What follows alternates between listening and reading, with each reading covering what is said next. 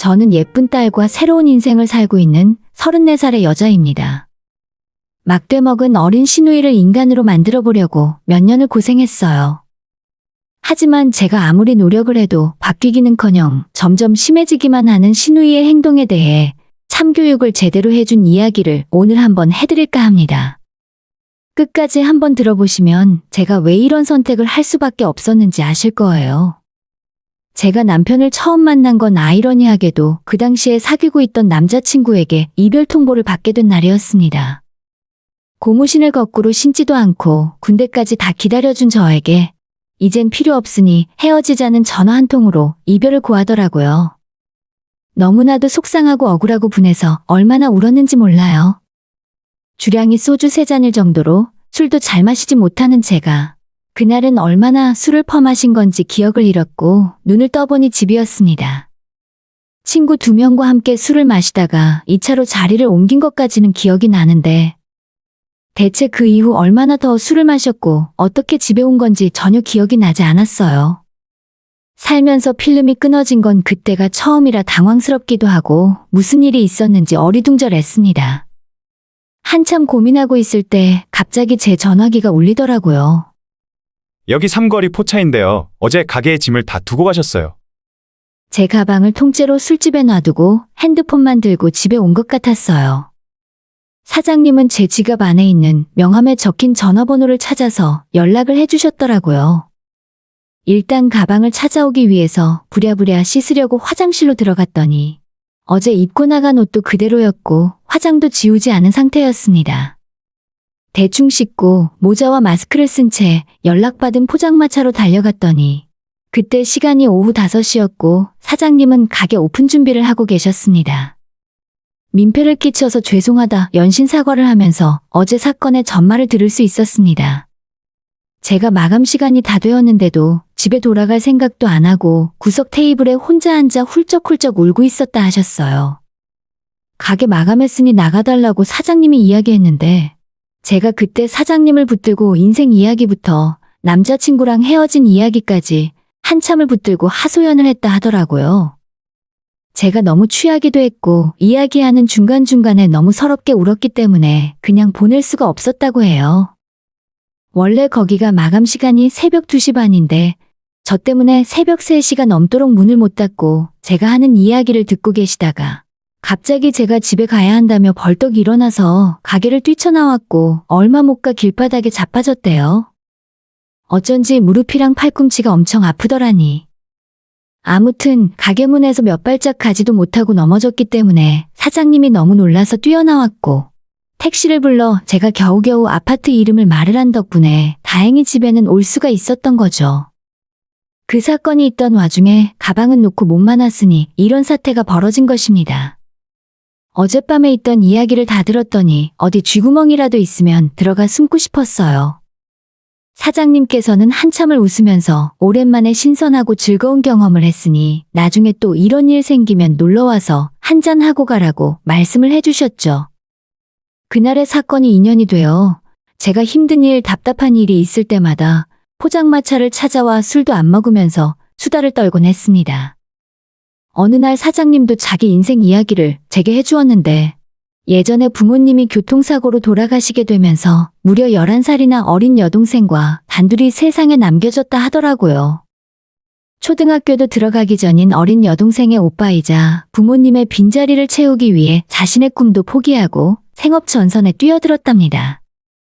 막노동부터 주유소, 편의점 아르바이트 등등 안 해본 일이 없었고 그렇게 악착같이 돈을 모아 자기 가게를 차릴 수가 있었대요.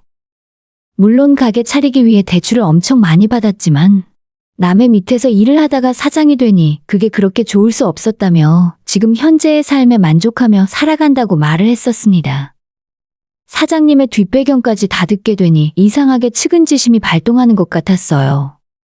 이 남자를 지켜주고 싶고 제가 함께하면서 행복하게 만들어주고 싶다는 생각이 끊임없이 들었습니다. 그 후에 제가 먼저 사귀자고 말했고 이 남자가 자기는 못난 사람이라 그럴 수 없다며 거절했지만 제가 끈질기게 대쉬해서 결국 연인이 되었습니다. 연애를 그리 길게 하진 않았고 결혼 이야기가 오고 가게 되었는데 그 이야기를 들은 저희 부모님은 만약 우리가 결혼을 하게 되면 지금 고등학교에 다니고 있는 시누이까지 제가 함께 데리고 살아야 한다며 결혼을 반대하셨지만 제 고집으로 결국 부모님께 결혼 허락을 받아냈습니다. 사실 부모님의 걱정이 제 입장에서도 이해가 가지 않는 건 아니었어요. 어렵게 대학 졸업해서 임용시험에 합격했고 이제 막 학교 선생님이 된 제가 20대 후반 나이에 갑자기 결혼을 하겠다는 것도 기가 막혔는데 고등학교 다니는 시누이가 딸린 사람이랑 같이 살겠다고 하니 당연히 황당하셨겠죠? 입장을 바꿔놓고 생각을 해보면 어느 부모가 환영을 하겠습니까? 저는 이 모든 문제를 사랑으로 극복할 수 있을 줄 알았는데 우리의 결혼 생활을 시누이가 다 망쳐버릴 거라고는 상상도 하지 못했습니다. 시누이와 처음 만나 인사를 하는 자리에서 봤던 첫인상은 살짝 화장도 한 것 같고 약간 노는 듯한 날라리 티가 나긴 했지만 저 나이 때 아이들이 꾸미는 걸 좋아하니 그럴 수 있다고 생각했어요. 저와 나이 차이도 꽤 많이 났기 때문에 그저 귀엽게만 보였습니다. 저희가 결혼을 해서 한 집에 다 같이 살게 되었고 얼마 지나지 않아 제가 질풍노도의 사춘기 여고생을 너무 만만하게 생각했다는 걸 깨닫게 되었죠. 남편의 여동생 그러니까 시누이는 이미 그 학교와 주변에서 이름만 들으면 알 정도로 엄청 잘 나가는 불량 학생이었습니다. 하루가 멀다 하고 학교에서 사고를 치는 시누이 때문에 남편과 저는 허구한 날 학교에 불려다니기 일쑤였어요. 남편은 그런 여동생을 보며 자기가 잘 보살펴주지 못해서 그런 거라며 자책했죠. 저도 그런 시누이를 보고 너무 어릴 때 부모님을 잃고 돈 버느라 바쁜 오빠와 둘이 사느라 그 상처가 커서 그런 것뿐이라 생각했습니다. 제 직업이 학교 선생님이기도 하고 처음에는 진심으로 다가가고 보살피면 점점 나아질 거라고 생각했어요. 하지만 고등학교 고학년이 되어갈수록 시누이의 일탈은 점점 심해지기만 했습니다. 학교에서 아이들을 괴롭히고 돈을 뺏는 건 물론이고 불량한 친구들 여럿과 어울리며 무슨 짓을 하고 다니는 건지 경찰서에서 연락 오는 일도 흔했어요. 실제 피해자들에게 보상해야 하는 일도 한두 번이 아니었죠.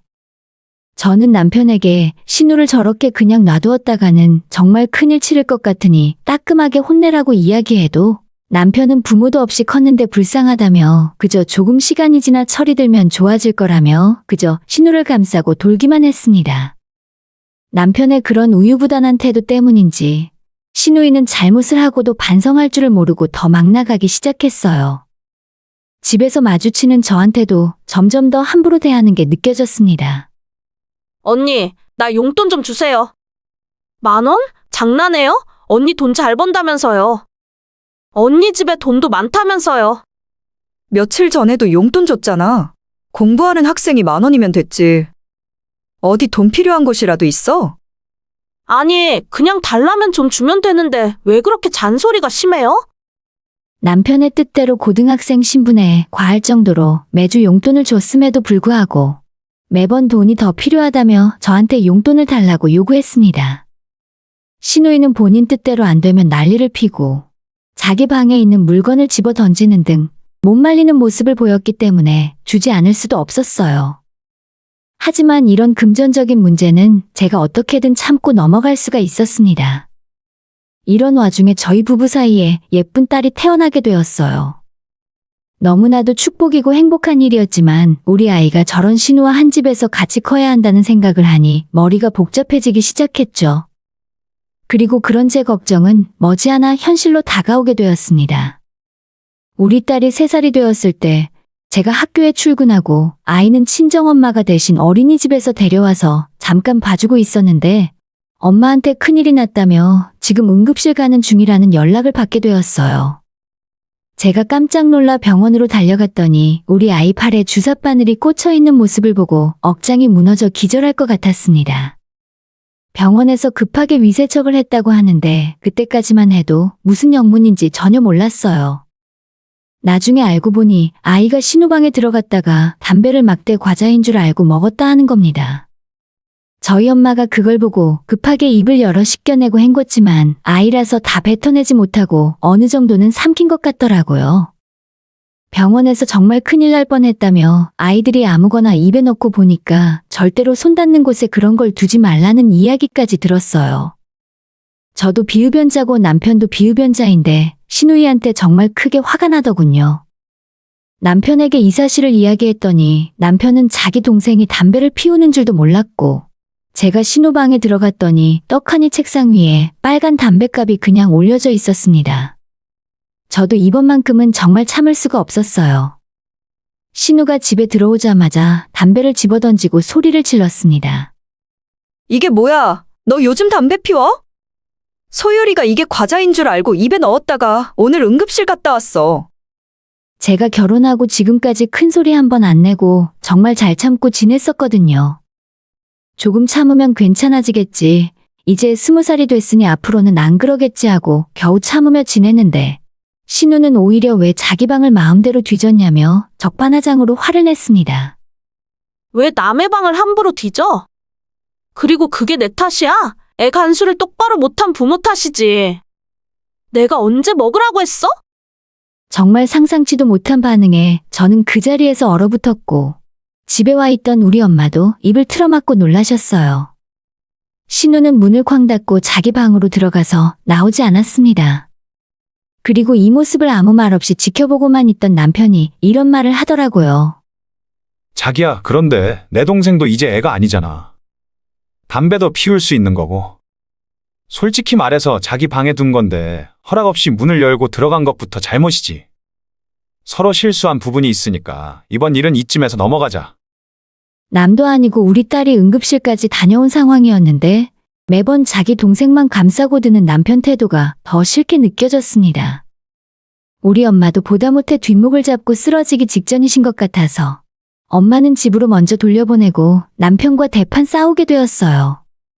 그날 그 일이 있은 후 신우이와 다툼도 잦아졌고 결국 몇 달 후에 따로 방을 구해서 독립시키게 되었습니다. 비록 신우이의 생활비나 월세까지 모두 저희 부부가 부담을 해야만 했지만 눈에 가시 갔던 신우를 집에서 내쫓을 수 있다는 것만으로 속이 그렇게 편할 수가 없었어요. 부부 사이의 갈등의 근원이었던 신우이의 독립 이후로 남편과 싸울 일도 없었고 몇 달에 한 번 만날까 말까 하니까 딱히 부딪힐 일도 없었죠. 그렇게 또 몇 년의 시간이 아무 일 없이 지났습니다. 언니, 오빠, 나 임신했어. 이 남자랑 결혼할래. 갑자기 대뜸 신우는 임신을 했다면서 결혼 승낙을 해달라며 남자친구를 데리고 저희 집으로 찾아왔어요. 저는 최근 몇 년 동안 아무 사건 사고 없이 조용하길래 이제야 나이 먹고 철이 좀 드는구나 생각했었는데 이렇게 큰 대형 사고를 칠 줄은 몰랐습니다. 축하해. 내 동생 이제 어른 다 됐네. 너 시집 보내고 나면 오빠가 마음 놓아도 되겠다. 남편은 뭐가 그리 즐거운지 연신 싱글벙글이었고 잠시 후에 신우의 남자친구를 먼저 돌려보내고 우리 세 식구만 남아있었어요. 그런데 신우가 하는 이야기를 들으니 또 머리가 아파오기 시작했습니다. 사실 나 아직 임신 아니야. 아이 안 생겼어. 일단 결혼하기 전까지 계속 시도해보고. 만약 뭐 그때 가서도 안 생기면 이미 결혼했는데 자기가 뭘 어쩌겠어. 그리고 쟤네 집안 엄청 부자야. 아빠가 건물주래. 그 말을 들으니 온몸에 소름이 쫙 끼치는 것 같았어요. 신우는 약간 양아치 티가 나지만 키도 좀 큰 편이고 얼굴이 예쁘긴 하거든요. 그런데 데려온 남자가 엄청 모범생 스타일이라서 좀 의외라고 생각하긴 했어요. 일부러 집에 돈 많은 그런 어리숙한 남자를 골라 사기를 치고 있었습니다. 예전부터 크고 작은 사고를 치긴 했어도 이제 나이가 20살이 훌쩍 넘었는데 어쩜 저렇게 양아치 근성을 버리지 못하는 건지 그 꼴을 보며 한심하다는 생각만 속으로 할 뿐이었습니다. 제 의견과는 상관없이 결혼 준비는 진행되었고 양가 상견례를 며칠 앞둔 어느 날 남편이 오랜만에 자기랑 술 한잔 하자며 저를 가게로 불러냈습니다. 조금 일찍 마감을 하고 남편과 둘이 앉아 술잔을 기울이는데 신우의 결혼식에 대한 이야기를 꺼내기 시작하는 겁니다. 여보, 내가 사실 그동안 동생한테 뭐 해준 것도 없잖아. 부잣집에 시집 가니까 아무래도 혼수는 기죽지 않게 해줘야 할 것 같은데 자기가 5천 정도만 보태주면 안 될까? 내가 능력만 있으면 해주고 싶은데 자기도 알다시피 요즘 가게 매출도 잘 안 나와서. 그 말을 들으니 참 어처구니가 없었습니다. 신우가 예전에 같이 살 때부터 매주 10만 원 이상 용돈도 줬고 독립시킨 이후로는 월세며 생활비로 한 달에 최소 100만 원 이상은 신우에게 들어가고 있었는데 이제 와서 결혼 자금까지 내놓으라니. 저도 더 이상 이 남매한테 호구 잡히긴 싫었습니다. 당신 진짜 정신 좀 차려. 당신이 아가씨 인생 대신 살아줄 거야? 가게 어렵다고 해서 이미 월세며 생활비며 내가 다 준 지도 한참 됐잖아. 난 이제 더 이상 호구짓 안 할 테니까 당신 남매 일은 당신이 알아서 해. 저는 조금 차갑게 보일지 모르겠지만 제 생각을 분명히 남편에게 전달했어요. 그리고 며칠 후에 저희 부부는 시부모의 빈자리를 대신해서 상견례에 나가게 되었죠. 그곳에서 정말 저는 깜짝 놀라고 말았습니다. 상견례장에 나타난 신우의 모습은 그야말로 요조승려 그 자체의 모습을 하고 있었습니다. 집에서 볼 때는 세상 이런 망나니가 없었는데 베이지색 원피스를 차려입은 신우는 정말 평소에 불량한 모습이 하나도 느껴지지 않았습니다. 사돈 되실 분들도 그런 신우이를 보며 퍽이나 마음에 드는 모양이었어요. 요즘은 혼전 임신도 혼수라고 하던데 저희 집안에 이런 복덩이가 굴러 들어왔네요. 머리가 희끗하신 예비 사돈 어른이 곧 손주를 볼 기대감에 허허 웃으시며 이런 말씀을 하시는데 제가 사기를 치고 있는 것처럼 죄송스럽게 느껴졌어요. 지금이라도 사실대로 이야기를 다 하고 싶었고 정말 상견례 내내 가시방석에 앉은 것 마냥 불편한 마음이 들었습니다. 결국 고민 끝에 신우를 화장실로 불러내어 지금이라도 늦지 않았으니 사실대로 이야기하라고 말을 했더니 1초 만에 바로 본색이 드러나더라고요. 너 진짜 어쩌려고 그래? 이러다가 들키면 나중엔 더 큰일이야. 결혼을 하더라도 사실대로 다 말씀드리고 결혼을 하자. 언니, 내 일에 오지랖 좀 부리지 마요. 누가 보면 우리 엄마인 줄 알겠네. 그리고 나 오빠한테 다 들었어. 결혼 자금 보태달라니까 생판 남처럼 굴더니 내 일은 내가 알아서 할 테니까 신경 쓰지 마요. 예나 지금이나 저 싹퉁바가지 없는 성격은 여전하구나 싶었죠. 이제는 저도 정말 남의 인생이라 생각하고 신경 쓰지 않겠다고 다짐했습니다. 그저 빨리 이 불편한 자리가 끝나기만 기다리고 있었죠. 그때 갑자기 저희 아빠한테 카톡 하나가 오는 겁니다. 혹시 너희 집에 무슨 문제라도 생겼니?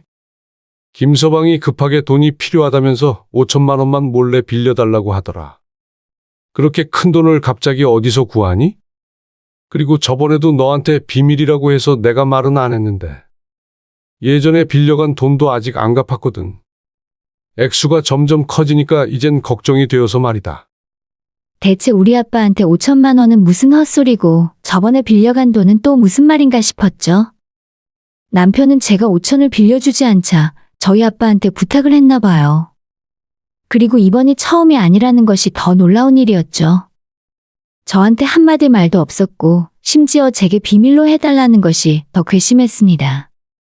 이 모든 일의 원인이 된 신우이가 제 앞에서 요조승려처럼 웃고 있는 모습을 보니 간신히 참고 있던 이성의 끈을 그냥 놓아버리게 되었습니다. 그때 마침 신우의 남자친구 어머니가 이런 질문을 하시더라고요. 우리 며느리는 요즘 친구들답지 않게 조신한 성격이라 참 마음에 들어요. 근데 학창 시절에는 어땠어요? 이야기 들어보니 조용히 공부만 하는 학생이었다고 하던데. 그 말을 듣고 저는 폭소를 터뜨리고 말았습니다. 제가 소리를 내어 웃으니 다들 대화를 멈추고 저를 쳐다봤습니다. 아, 죄송해요. 너무 웃긴 이야기를 들으니 참을 수가 없어서요. 공부요? 공부를 그렇게 했으면 대학이라도 똑바로 갔겠죠. 얘 학교 다닐 때 애들 돈 뺏고 다니는 유명한 일진이었는데 모르셨어요? 제가 말을 꺼내는 순간 억지로 웃고 있던 신우이의 얼굴이 원래 모습으로 일그러졌고 예비 사돈 역시도 당황한 것처럼 보였어요. 남편이랑 신우가 농담하지 말라며 어색하게 웃길래 저는 아예 쐐기를 박아버렸습니다. 무슨 소리야, 농담이라니. 내가 너 때문에 네 오빠랑 결혼한 후로 새벽에 경찰서 불려간 게 몇 번인데. 아, 그리고 혹시 산부인과 같이 가서 진짜 임신인지 확인하셨어요? 얘가 워낙 예전부터 거짓말을 밥 먹듯이 하거든요. 검사 한번 해보세요. 제가 무슨 말을 하는지 아실 거예요. 더 이상 할 말도 없고 이 자리에 앉아있을 이유도 없어서 저는 가방을 챙겨 들고 나왔고 신우는 쩔쩔매며 자기 예비 시부모에게 해명을 하고 있더라고요. 그 모습이 보기 싫었고 식당을 빠져나왔더니 남편이 신발도 안 신고 따라 나왔습니다. 너 무슨 짓이야? 내 동생 인생 망치려고 작정했어? 당장 들어가서 그런 거 아니라고 해명해. 해명? 무슨 해명? 내가 말한 것 중에 거짓말이 단 하나라도 있어? 그리고 동생 인생 망치는 게 아니라 너 동생이 저 불쌍하고 순진한 사람들 인생 망치는 걸 구해주는 거야. 너 우리 아빠한테도 돈 빌렸더라? 그것도 모자라 네 동생 혼수도 우리 아빠 돈으로 해주려고? 너희 남매들 진짜 대단하다 대단해. 거지 같은 것들 불쌍해서 같이 살았더니 이렇게 뒤통수를 치네. 난 짐 싸서 나갈 테니까 네 동생 집에 불러서 같이 살아. 어차피 결혼도 파토 났을 텐데. 저는 그날로 우리 딸만 챙겨서 친정으로 들어왔고 부모님께 그동안 있었던 일을 설명했습니다. 친정에서 며칠 지내고 있었더니 남편이 저를 찾아오더라고요. 당연히 잘못했다고 용서를 빌 줄 알았는데 이 인간은 끝까지 자기 동생 걱정이 우선이었습니다. 너 때문에 내 동생 파혼당하고 삶을 포기한다면서 난리치고 있어. 당신이 이 사건 저질렀으니까 그 집안에 가서 해명하고 수습해. 저보고 자기 동생 다 책임지라고 하는데 책임이고 뭐고 그동안 우리 아빠한테 빌려간 돈이랑 제가 신우한테 들어간 돈이나 물어내라고 했죠. 헛소리 하지 말고 우리 아빠랑 내 돈이나 갚고 이혼 서류에 도장 찍어. 가만 생각해보니까 너가 살고 있는 그 집도 우리 아빠가 전세금 보태준 거잖아. 내일 부동산에 내놓을 테니까 빨리 집 비우고 나가. 그리고 양아치 같은 너 동생한테 똑똑히 전해. 앞으로 누구랑 결혼하건 내가 그 집안 사람들한테 과거 다 이야기해 줄 거니까 양아치 같은 과거까지 사랑해주는 사람만 만나라고. 알겠냐? 그제서야 뭐가 잘못 돌아간다고 깨달았는지 돈은 어떻게든 자기가 만들어서 갚을 테니까 동생만큼은 여기서 봐달라며 매달리는데 진짜 이 꼴을 보고 있자니 웃음도 나오지 않았습니다. 잘못 키운 동생 하나 때문에 이 인간도 인생이 꼬일 대로 꼬였구나 싶었어요. 자기 오빠한테 무슨 말을 들었는지 며칠 동안 저를 죽이네 살리네 협박 문자를 보내던 신우도 그 이후로 아무런 연락 한 통 없었고 그렇게 얼마 후 남편과 협의 이혼하고 우리 아빠가 빌려줬던 돈도 돌려받았습니다. 제가 신우에게 지원해줬던 돈은 남편이 매달 100만 원씩 갚겠다고 하는데 그 결심이 얼마나 갈지 기대도 되지 않네요. 제 나이 34세 아이 딸린 돌싱이 되었습니다. 이혼을 하고 나니 지금까지 제가 뭘 얻겠다고 이렇게 살았나 싶더라고요. 평범한 집안에서 평탄하게만 살던 제가 결혼하고 몇 년 만에 이렇게 다양한 일을 겪어보게 된 것도 참 웃기는 일이네요. 당분간 친정에서 부모님과 함께 지내며 딸과 행복한 시간만 보내려고요. 신우를 보니 우리 딸을 더 잘 키워야겠다는 책임감이 들고 다시는 한순간의 감정 때문에 인생을 더 이상 꼬이게 만들지 않을 겁니다. 오늘의 사연은 여기까지입니다. 구독과 좋아요, 알림 설정 부탁드려요. 다들 행복하시고 좋은 하루 되세요.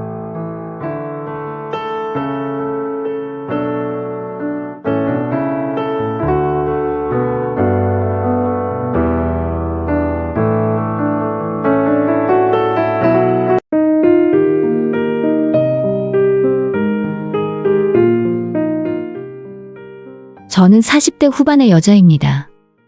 자랑은 아니지만 저는 정말 어려운 집안에서 자랐어요. 또래 주변 친구들처럼 학원도 거의 다니지 못했었죠.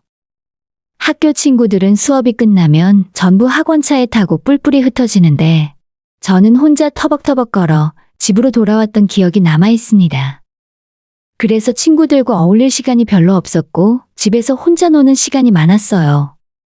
제가 어렸을 때 사진을 보면 항상 들고 다니는 인형이 하나 있었는데 마치 그게 제 유일한 친구인 것처럼 어디를 가더라도 항상 함께 했었죠. 부모님은 맞벌이를 하고 계셨기 때문에 학교 끝나고 집에 가면 늘 혼자였고 인형을 두고 혼자 밥을 먹고 혼자 숙제하고 혼자 TV를 보며 지냈어요. 그렇게 몇 년 동안 똑같은 인형을 가지고 놀다 보니 너무 낡아서 구멍이 나고 망가지게 되었는데 그때도 제가 직접 엄마의 반지꼬리를 찾아 서툰 솜씨로 인형을 고쳐줬던 기억이 있습니다. 그게 제 인생의 첫 바느질이었고 저녁에 퇴근해서 돌아온 엄마가 제가 인형을 고쳐놓은 솜씨를 보고 손끝이 야무지다고 칭찬을 해주셨어요. 그날 이후로 집안에 구멍난 양말이나 바지 셔츠 등을 제가 다 수선했습니다. 누가 제대로 가르쳐 준 적도 없고 어릴 때 할머니랑 엄마가 바느질하는 모습을 어깨 너머로 지켜보며 배웠고 저는 제가 생각해도 바느질하는 것이 재미있고 재능이 있었어요. 제가 중학교 올라갔을 때 엄마가 동네에서 누가 안 쓰는 재봉틀이 있다고 해서 얻어오셨고 그때부터 집에서 이런저런 옷을 만들기 시작했습니다. 처음에는 인형 옷 같은 걸 만들었는데 어차피 만드는 거 조금 크게 만들면 사람이 입어도 되겠다 싶어서 남는 천으로 집에서 입을 만한 옷을 만들었어요. 그때까지만 해도 그저 공부를 하면서 남는 시간에 하는 취미라고 생각했었는데 제가 고등학교를 졸업하기 전에 아빠가 일하시다 쓰러져 오랜 투병 생활을 시작하게 되셨습니다. 그전까지는 아무리 집안 형편이 어려워도 학교 다니면서 필요한 돈 가져다 내고 제 용돈 받는 것 정도는 그리 힘든 일이 아니었는데 아빠가 아프기 시작한 뒤로 전과는 비교도 안 되게 어려워졌어요. 저는 당장에 학교를 그만두고 공장 일자리라도 알아보겠다고 했지만 엄마가 엄청 말리며 반대하셨죠. 요즘 세상에 고등학교도 못 나오면 앞으로 어떻게 살 생각이야? 절대 안 돼. 무조건 학교 다녀. 엄마가 다 알아서 할 거니까 너는 집안일 신경 쓰지 말고 학교 끝까지 다녀. 그 말에 저는 어쩔 수 없이 학교를 계속 다녔어요. 엄마가 혼자서 새벽부터 일을 나가셨고 밤늦게 집에 돌아오셨습니다. 병원비에 생활비까지 혼자 감당하시느라 정말 많이 힘드셨을 거예요. 하지만 그런 고생도 보람없이 아빠는 다시 건강을 되찾지 못하셨고 몇 개월 후에 돌아가시고 말았습니다. 엄마는 장례식 내내 정말 세상이 떠날 듯 통곡을 하셨고 아빠의 장례식이 끝난 뒤로는 단 한 번도 눈물을 보인 적이 없으세요. 제가 수능을 보고 집에 돌아온 날 엄마가 치킨을 시켜주시면서 제게 했던 말이 대학 뒷바라지까지는 약속 못하지만 어떻게든 너가 대학 졸업까지는 했으면 좋겠다고 말씀을 하셨습니다. 사실 아빠가 돌아가시고 병원비와 남겨진 빚이 있어서 엄마 혼자서는 도저히 감당하기 힘든 상황이셨을 거예요. 저는 수능 성적과는 상관없이 대학을 안 가고 취업을 할 생각이었는데 엄마가 먼저 그걸 눈치채셨는지 몇 번이고 다짐을 받으셨습니다. 아르바이트를 하든 학자금 대출을 받든 어떻게든 제 힘으로 대학 졸업까지 하고 집안은 절대 신경 쓰지 말라고 엄마가 말씀을 하셨죠. 저도 엄마 뜻에 따라 대학 진학을 했고 나름대로 학교를 열심히 다녔어요. 매번은 아니어도 장학금을 자주 받을 수 있었기 때문에 학비 걱정이 생각보다 크지는 않았습니다. 당시에 의상 디자인 학과를 다니고 있었는데 학비보다 더 힘들게 했던 건 제가 서울에서 먹고 살면서 쓰는 생활비와 대학에서 수업과 과제를 할 때 들어가는 재료비 같은 것이 만만치 않았어요. 그래서 동대문 시장 안의 수선집에서 아르바이트 겸 취직을 했고 학교가 끝나면 저녁 시간부터 새벽까지 그곳에서 일을 했습니다. 워낙에 옷 만지는 일을 좋아해서 나름대로 돈을 벌며 공부도 될 것 같았고 잘할 자신도 있었어요.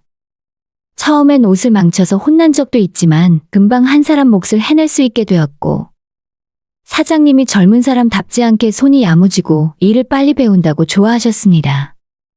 아마도 제가 어릴 때부터 항상 옷을 만들며 놀았던 것 덕분에 크게 도움이 되었던 것 같아요. 그렇게 일을 하면서 많은 사람들과도 친해지게 되었고 사장님 소개로 동대문에 매장 2곳과 쇼핑몰을 하는 사람을 소개받았습니다. 제가 직접 디자인해서 만든 옷을 보여줬더니 자기 쇼핑몰에서 한번 팔아보고 싶다 하더라고요. 그게 제가 옷을 만들어서 돈을 받고 팔기 시작한 계기가 되었고 몇 번의 작은 성공 끝에 아예 수선집을 그만두고 쇼핑몰 사장님과 같이 일을 하게 되었습니다. 돈을 벌게 되며 학교 다니는 것보다 아예 이쪽 길로 빠르게 나가는 것이 낫겠다는 생각이 들었습니다. 대학을 중도 포기하고 매일 옷을 만들면서 많은 공부를 하게 되었어요. 외국 패션 잡지도 매일 보고 살면서 그때만큼 즐겁게 공부했던 적이 없었던 것 같아요.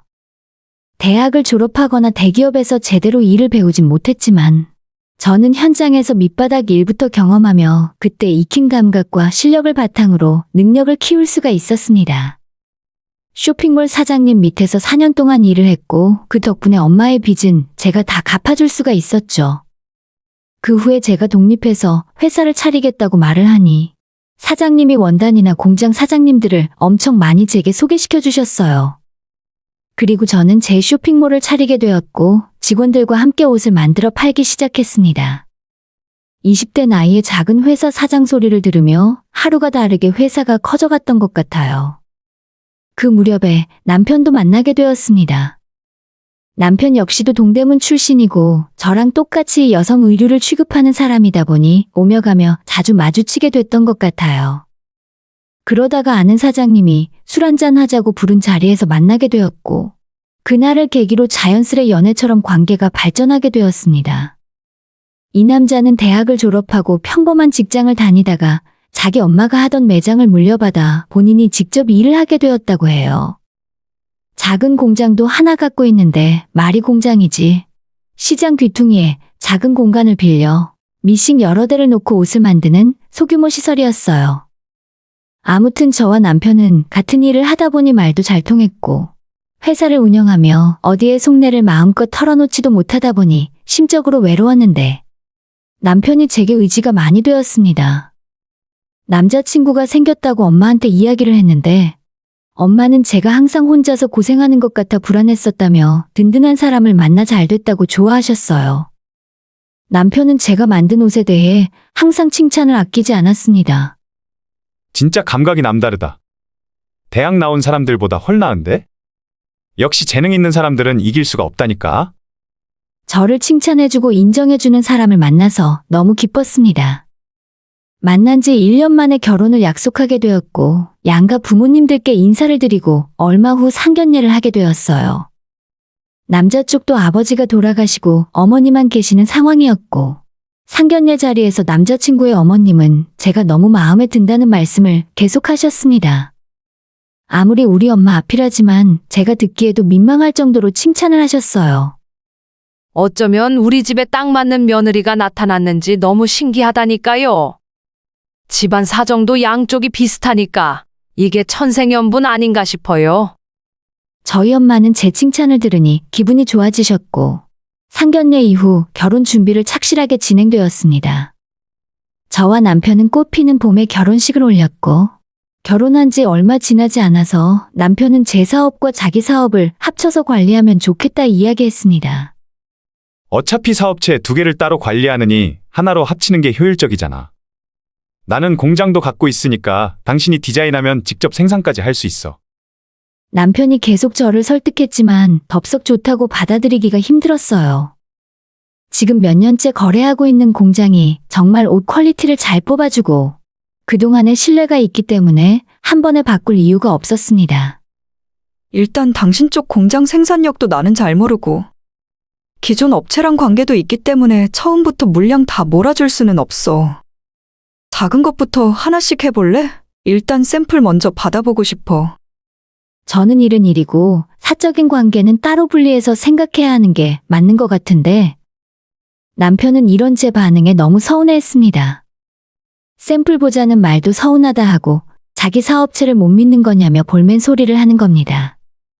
사실 제가 원래 거래하던 곳에 비하면 남편의 공장은 비교도 할 수 없을 정도로 규모가 작았고 저희가 물량이 한 번에 들어오면 엄청 많은 양을 찍어내야 하는데 남편 회사에서는 그 정도 양을 취급해 본 적도 없는 것이 분명했어요. 저는 저대로 사업 이야기니까 서로 확실하게 하자는 건데 그걸 서운해하는 남편이 이해가 가질 않았죠. 심지어 남편이 이 일을 시어머니한테까지 이야기했고 어머님은 며칠 뒤에 저를 집으로 오라고 부르셨어요. 너 부부가 뭐냐? 부부는 원래 일심동체, 경제 공동체라고 하잖아. 결혼을 했으면 당연히 남편 회사 쪽으로 물건을 줘야 하는 거 아니야? 뭐? 이런 일을 안 해봤을 것 같다고? 안 해봤으니까 이번 기회로 배워가면 되잖아. 네 남편을 그렇게 못 믿어서 어떻게 같이 살 생각이야? 제가 현실적으로 이야기를 해도 어머님은 막무가내로 우기셨어요. 당장 남편 공장에 일을 맡기지 못하는 이유를 조목조목 설명을 해드렸더니 제가 하는 말을 딱 자르고 소리를 버럭 지르셨습니다. 아니, 막말로 너가 정식으로 대학 나와서 디자인을 배우기랬어? 시장 바닥에서 어깨 너머로 도둑 고양이처럼 배운 주제에 누가 누굴 가르치려고 들어? 이래봬도 내가 젊었을 때는 너보다 훨씬 크게 사업했던 사람이야. 내 아들은 Y대학 경영학과 나왔고 의상 디자인도 따로 공부했다. 객관적으로 봐도 너가 잘 알겠니? 우리가 잘 알겠니? 제 학벌을 언급하며 모멸감을 주는 말도 서슴지 않았습니다. 그날 이후로 남편도 시어머니도 저를 없는 사람 취급했어요. 저는 계속 고민을 하다가 이런 것 때문에 결혼 생활에 금이 가는 걸 원치 않아 남편 뜻에 따르기로 했습니다.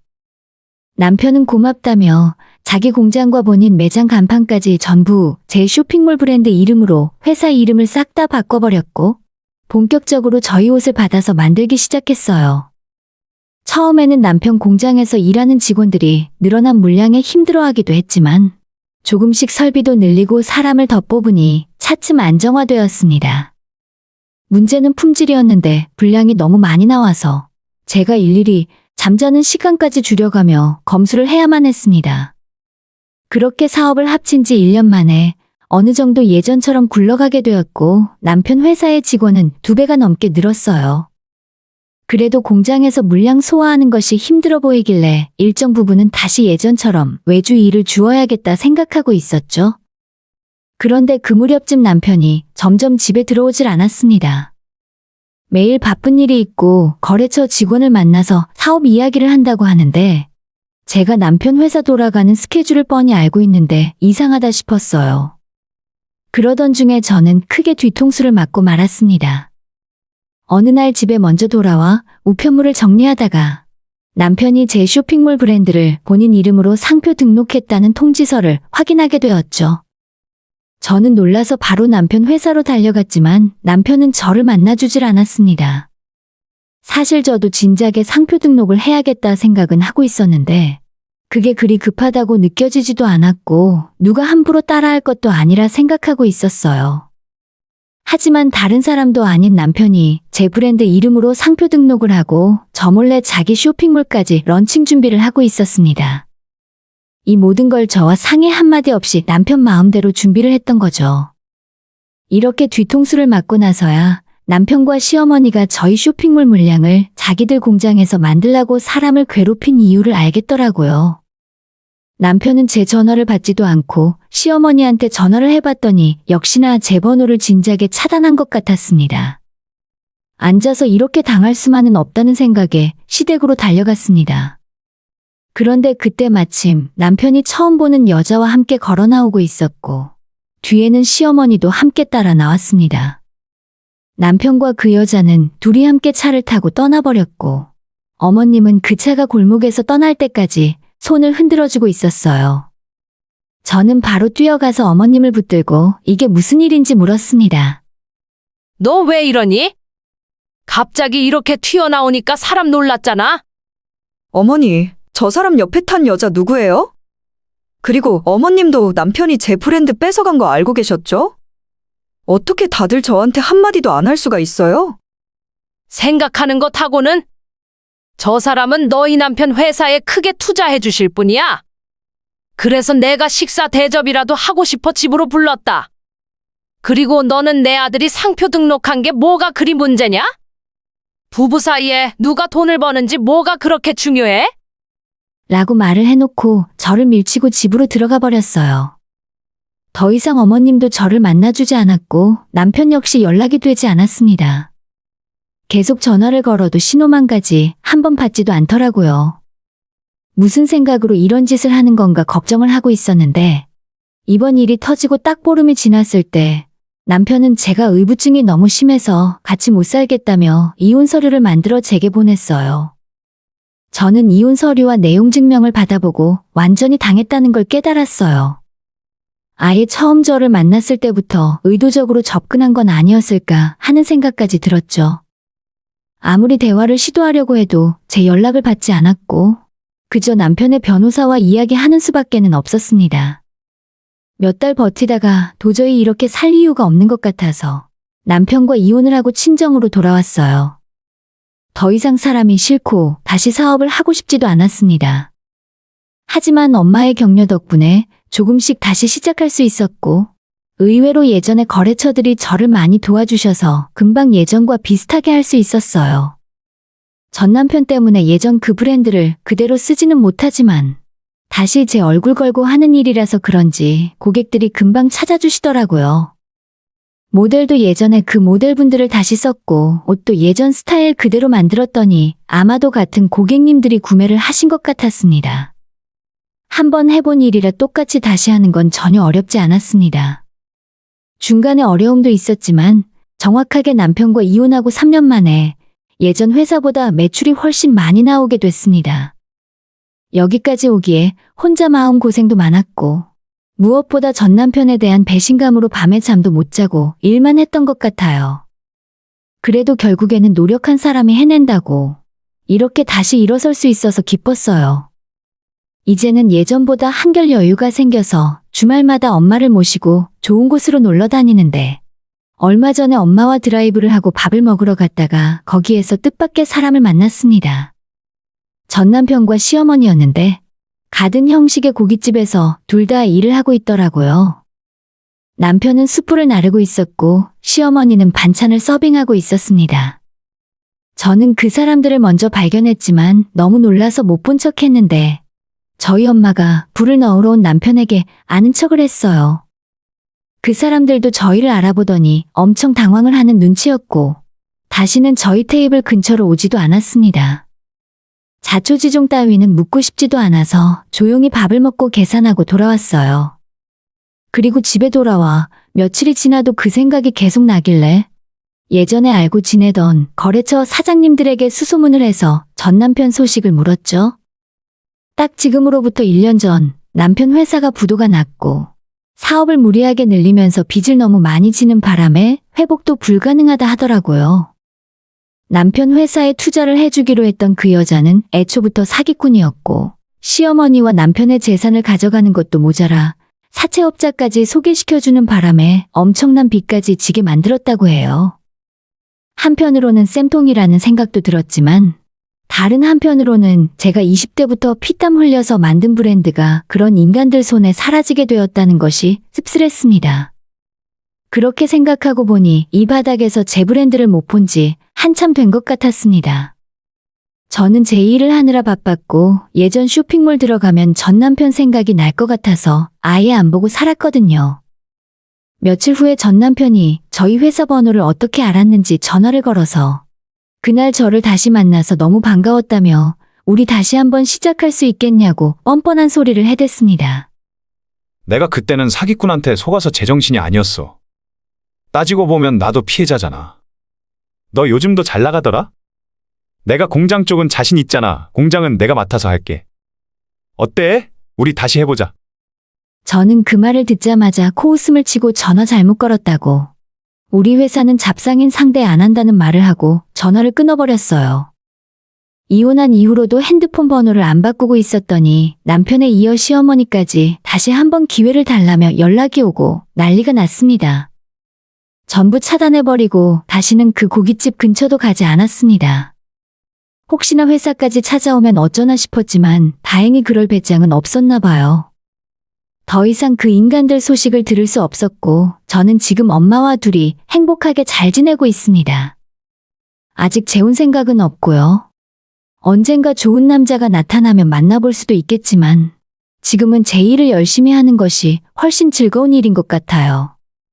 엄마와 1년에 2번 정도 해외여행도 다니고 이렇게 사는 것이 지금은 좋아요. 열심히 살아온 보상을 받고 제대로 엄마와 함께 누리면서 살고 싶습니다. 오늘의 사연은 여기까지입니다. 구독과 좋아요, 알람 설정 부탁드려요. 다들 행복하시고 좋은 하루 되세요.